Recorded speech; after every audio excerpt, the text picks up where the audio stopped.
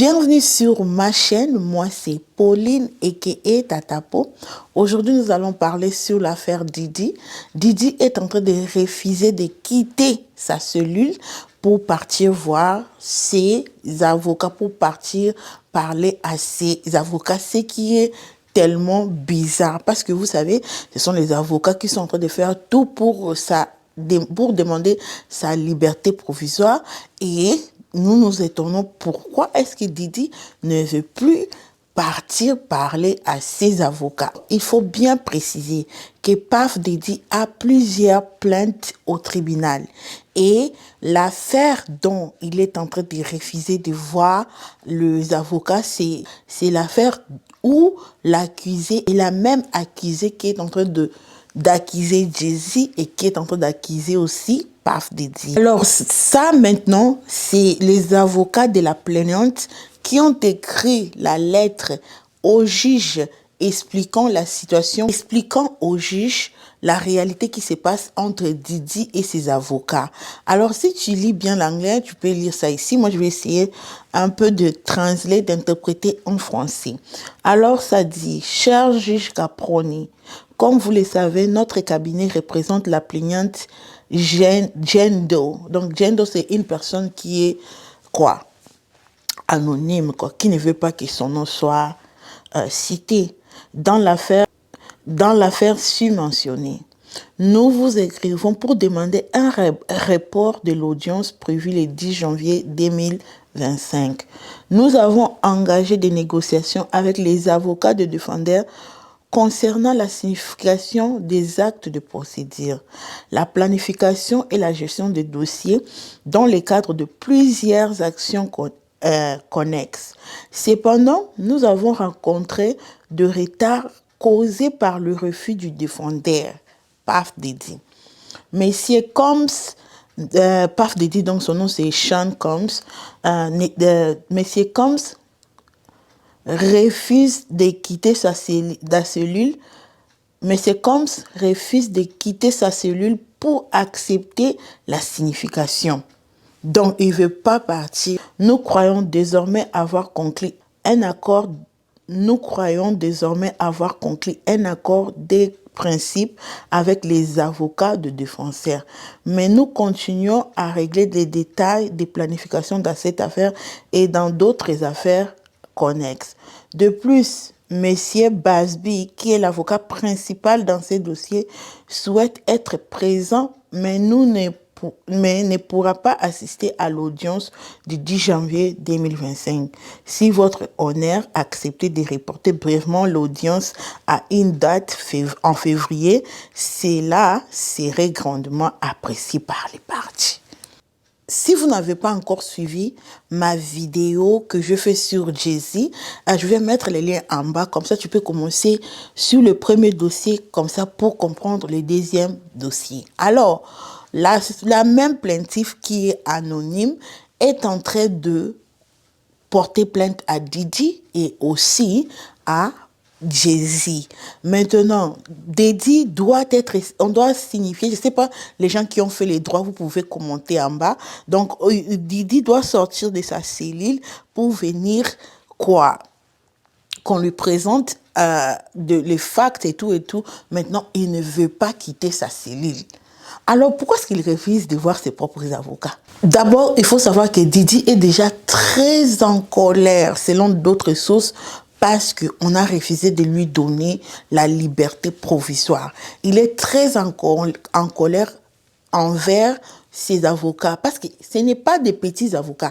Il est en train de payer beaucoup de millions pour ses avocats. Donc, ils ont droit à travailler comme il veut. C'est pour cela qu'il est tellement très fâché. On a dit même, selon les sources, que non, pendant le Christmas, il ne voulait parler à personne. Il était tellement fâché. Ok? La jeune fille est en train de dire, les accusations de la jeune fille envers Didi, c'est qu'en décembre 2022, ou aux alentours, une artiste indépendante de 29 ans qui écrit, chante, rappe et produit de la musique a été invitée à une fête à New York organisée par P. Diddy.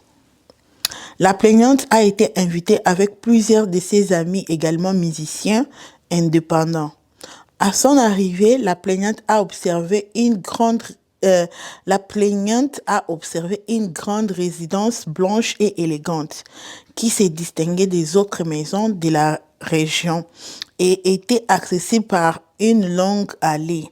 Incurvée, la maison était ornée d'une décoration somptueuse comprenant une entrée majestique, une pièce spacieuse, une grande table en verre.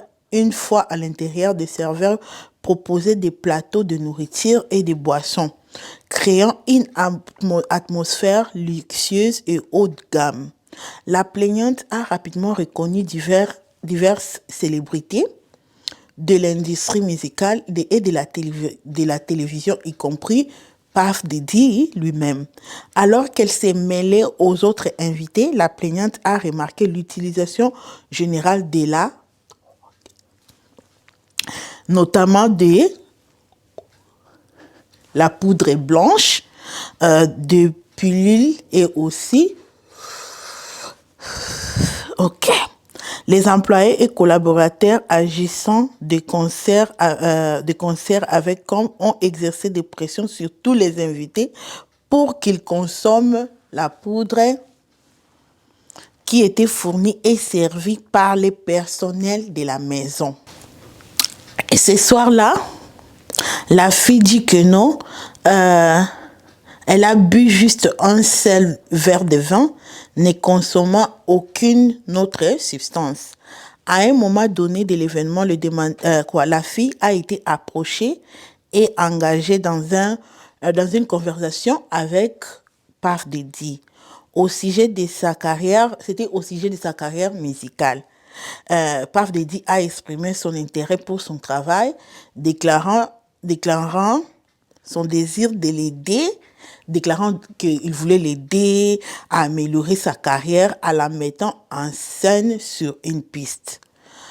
Puff Daddy a avancé l'interaction en invitant la fille à son bureau, suggérant qu'il discute de l'avancement de sa carrière musicale en privé. Red flags.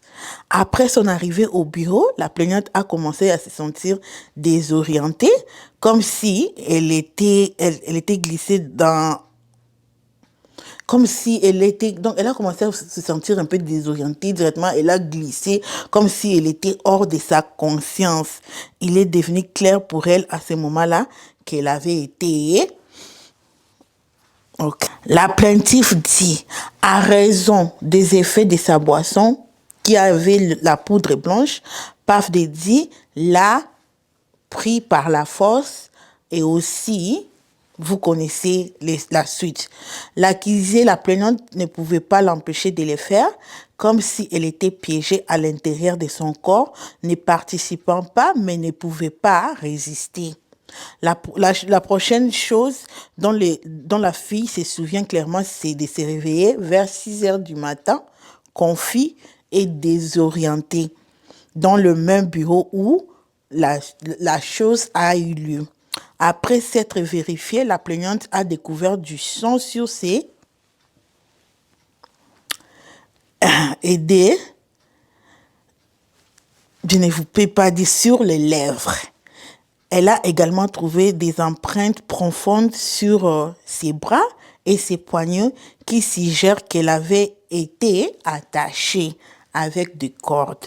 De plus, elle a ressenti une douleur importante dans sa région ici. Submergée par la peur et la panique, la plaignante elle a rapidement cherché ses affaires, y compris son téléphone et ses vêtements, mais n'a pas pu les trouver. Au lieu de cela, elle a découvert une paire de pantalons. Donc ça, ce sont des choses que la fille ici est en train d'accuser à Monsieur Puff Daddy Sean Combs. Ok? Maintenant, Sean Combs décide de ne plus parler à ses avocats. Il dit que non, il ne va pas sortir de la cellule. Alors, comme je vous ai dit, la plaignante ici, elle est anonyme. C'est elle aussi qui est en train d'accuser Jay-Z. Et aujourd'hui, on a appris que Jay-Z, le juge le juge a accepté que Jésus commence à faire aussi les démarches de vouloir annuler ses procès. Parce que les procès vont continuer. Les procès de Jésus va continuer, mais il a aussi le droit aussi d'introduire la motion pour que les cas ici soient toss out, que ça soit dismiss, ok? Donc, on va juste, ces derniers temps, on va juste regarder comment ça va se passer parce que automatiquement, la fille ici, il y a des choses apparemment qu'elle a dit qui ne concordent pas, mais on a été choqué de voir que le juge a dit que l'histoire ici doit partir en procès. Et aussi, Jésus, comme je vous ai dit maintenant, il vient aussi le juge vient aussi d'approuver que non, il a aussi des droits d'introduire la motion to dismiss, ok, qu'on rejette ça.